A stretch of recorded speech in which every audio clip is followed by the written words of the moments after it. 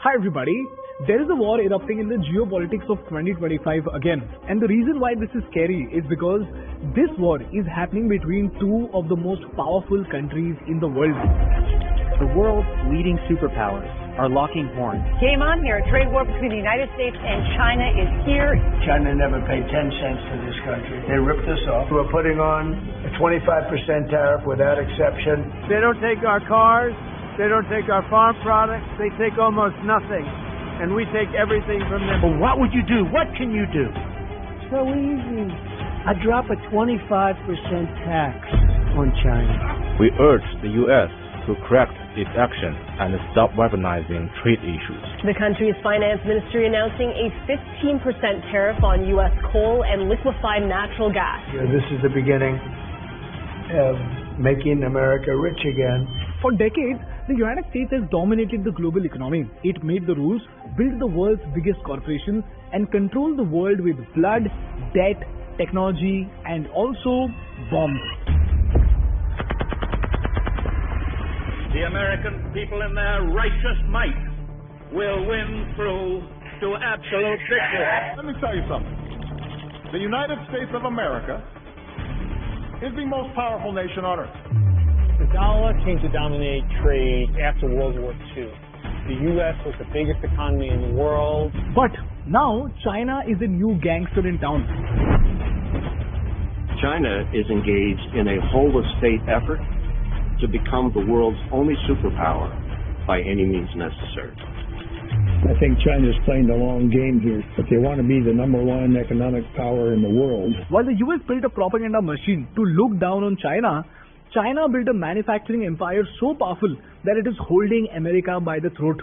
While America once laughed at Made in China, China is now laughing at America with almost 20% of the world economy in its pocket. So what did Trump do? Donald Trump declared a war not with soldiers or tanks, but with the most powerful weapon of the 21st century, which is economics. And the world is calling this the trade war of the US and China. But you know what, guys? While most people think it is an economic masterstroke, the Wall Street Journal is calling the tariff strategy the dumbest trade war in history. There may be some better justification for what the journal's editorial board has called the dumbest trade war in history. This executive order, I did not lose, but I totally won the trade war order. Donald Trump is doing so many stupidly bad things, so badly stupidly, that it's difficult to keep up. Starting the world's dumbest trade war is an accomplishment to add to a very long list. With first of all, world's dumbest trade war. They really want Americans to pay more for this MAGA hat. It's made in China, of course, just like almost everything else these days. So the question is, what is this trade war between US and China? Will this bold move of Trump slow down China? Will it send the world economy crashing down again? And most importantly, with China being at war with America, how will India benefit in this crossfire?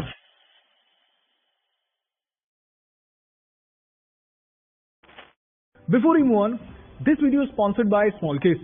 People, Smallcase has partnered with banks to offer high interest FDs. On 7th of February, RBI lowered the repo rate by 25 basis points. This will likely lead to banks reducing their interest on fixed deposits.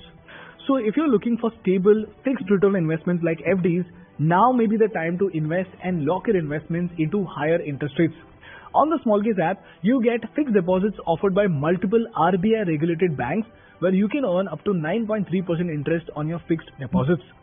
The best part is that you don't need to have or open a savings account to invest in these FDs. And your deposits up to 5 lakhs with each bank are insured by DICGC. Also, the entire process is digital with no physical paperwork. So whether you're planning for retirement or simply seeking a safe investment option, FDs can become a stable component to your investment portfolio. The link to the app is in the description. And just a small disclaimer, guys, always remember, interest rates are subject to change.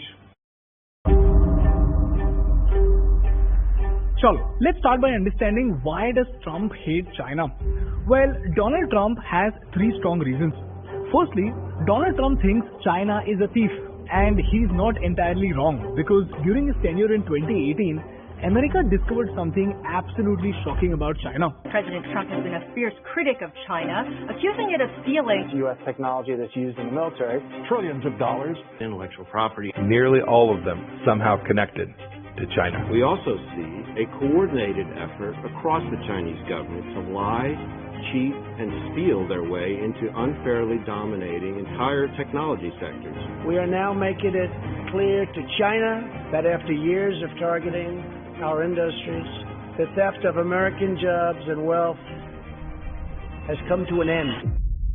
You see, everybody knows that semiconductors are the lifeblood of the world economy. And a company called Micron Technology was a semiconductor titan who had spent billions of dollars and decades of research into building the best semiconductors in the world. Their cutting-edge memory chips powered everything from Apple's iPhones to NASA's spacecrafts. And the fun fact was that China was Micron's biggest customer, accounting for 50% of its revenue. So business was booming and Micron was unstoppable.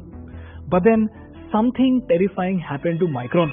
In 2018, some Micron engineers were cleaning the storage room, and while cleaning, they found a laptop that was left by a former employee who had just left Micron.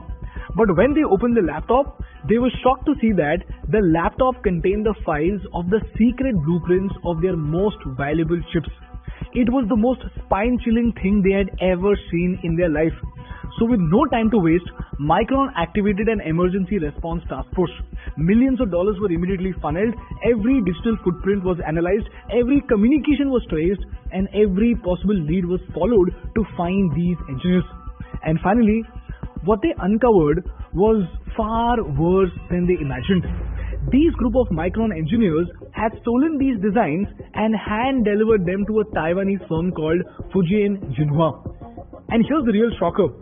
This company, Fujian Jinhua, was backed by the Chinese government. And just when you think it couldn't get worse, it does. Instead of facing the punishment or feeling guilty about it, China flipped the script. They started gaslighting Micron. You know what they did?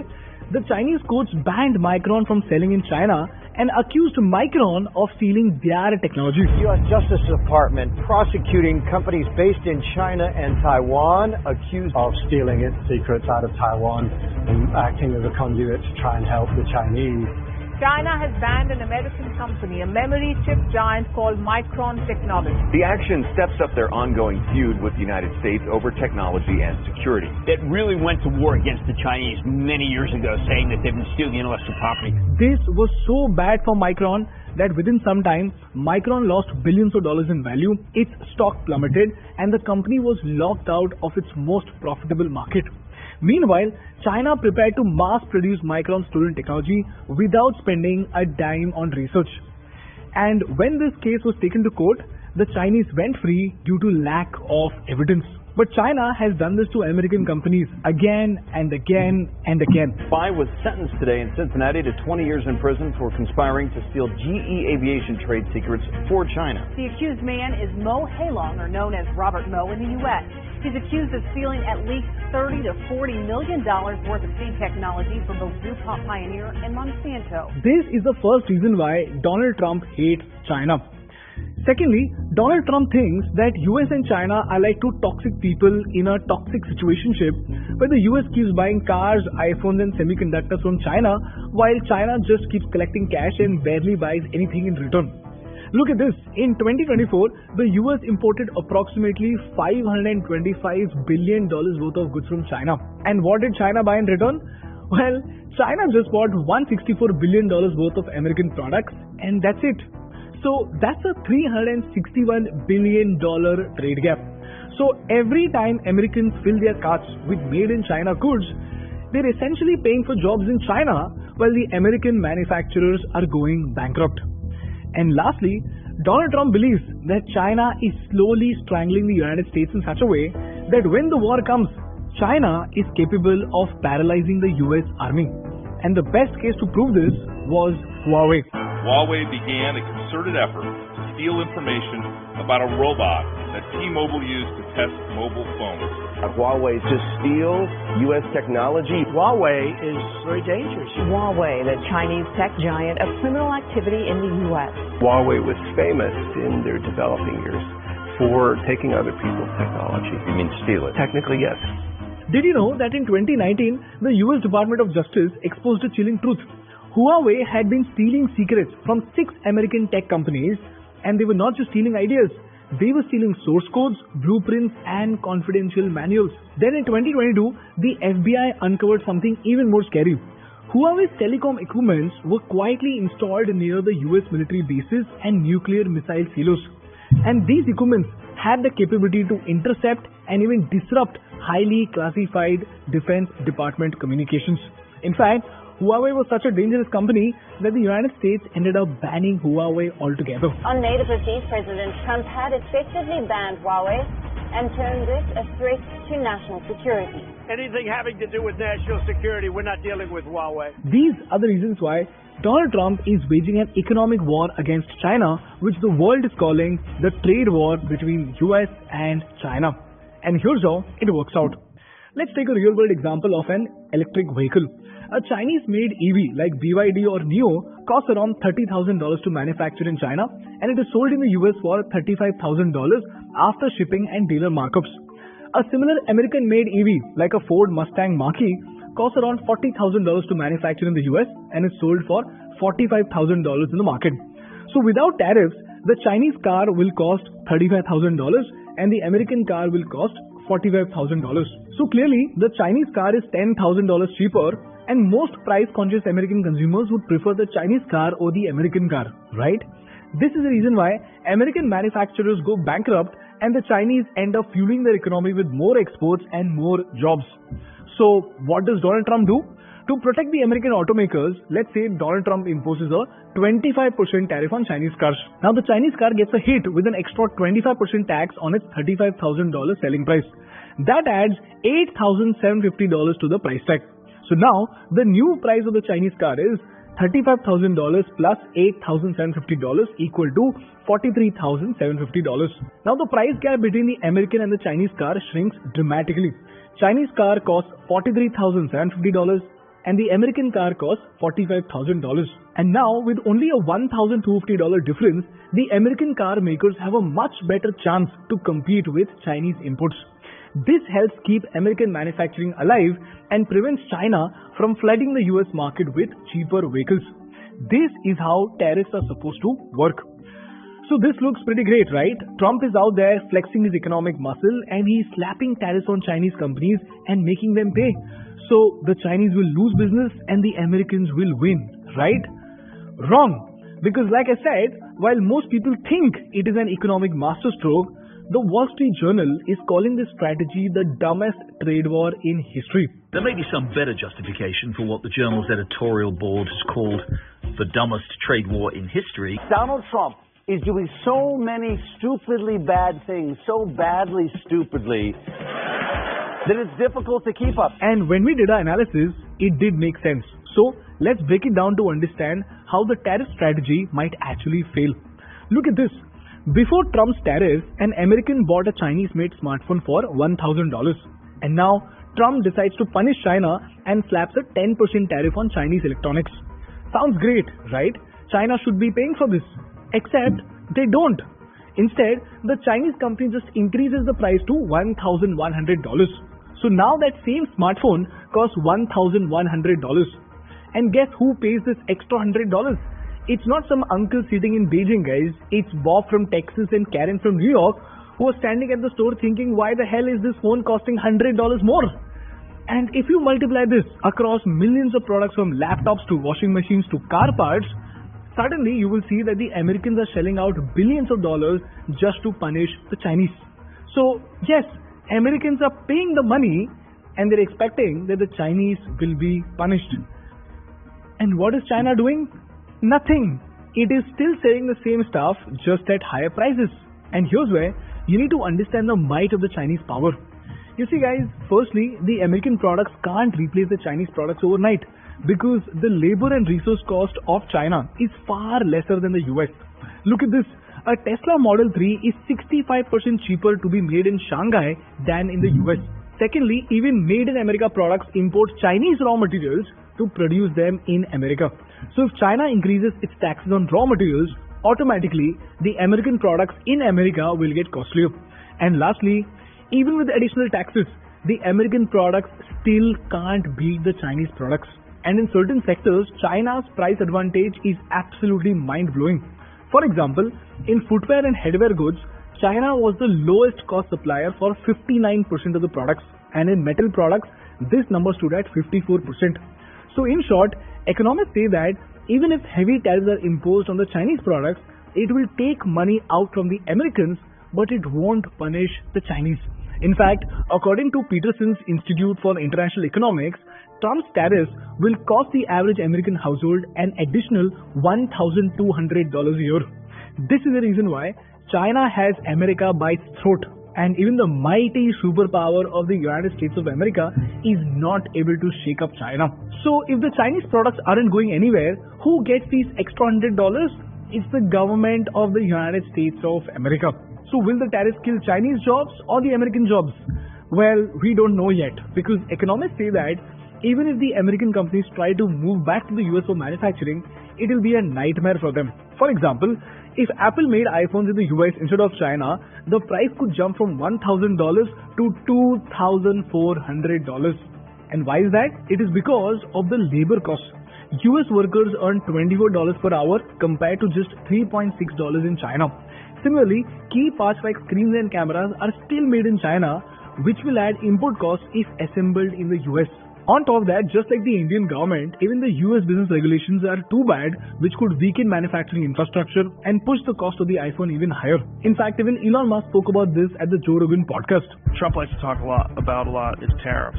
Yeah. What are your thoughts on tariffs? So when there are sudden changes in tariffs, then you're like, well, we've got a factory like somewhere else that's making a part that goes into the car. Now that suddenly, if that part's suddenly twice as expensive, it like messes everything up. I'm against like sudden giant tariffs. If you've got to, move 1,000 tons of equipment, or collectively millions of tons of equipment, you just can't do that overnight. It's literally impossible. So all in all, this makes it impractical to move from China all the way to US. Secondly, the tariff could cause a job crisis. President Trump loves to say that tariffs could create jobs. But the economists argue, at what cost? Because if you look at the 2018 case study of the washing machine tariffs, after being imposed with 20% tariff, washing machines made in China became very costly. So companies like Samsung and LG, they opened US factories and created 1,800 new jobs. Well, it sounds great until you realize that those 1,800 jobs cost American consumers $1.5 billion a year in additional prices. So Americans paid $800,000 per job created. And here's where it gets worse.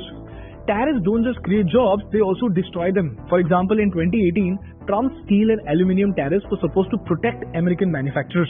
But you know what actually happened? Steel got more expensive, car and machinery manufacturers got crushed by the high cost of steel, and studies estimate that 75,000 manufacturing jobs were lost because of the rising prices.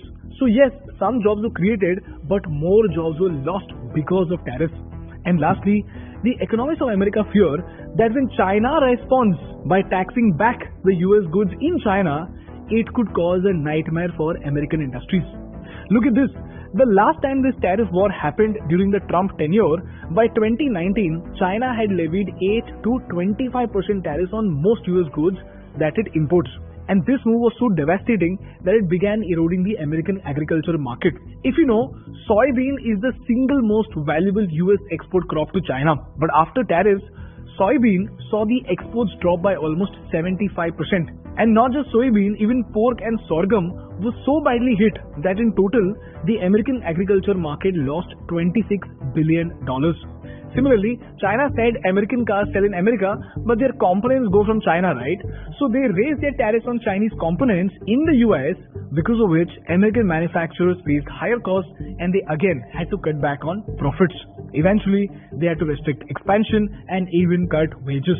So now what remains to be seen is how will China respond in 2025 to the second round of Trump's sanctions? And while these Americans and Chinese are engaged in this tariff war, the good thing is that for India, this presents a wonderful opportunity. Because if Chinese products get more expensive, Indian goods should become more competitive in the US market.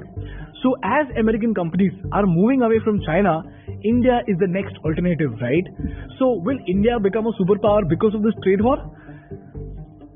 Well, unfortunately, just like many other golden opportunities, we are not even capable of utilizing this trillion-dollar economic opportunity. Why? Because we have three major issues, guys. Firstly, we have the bureaucratic nightmare of setting up a business in India. Every file requires 4 or 5 signatures in a particular order of sequence. If one guy is on leave or sick or traveling somewhere on duty or whatever, the file just sits until he comes back and signs that file.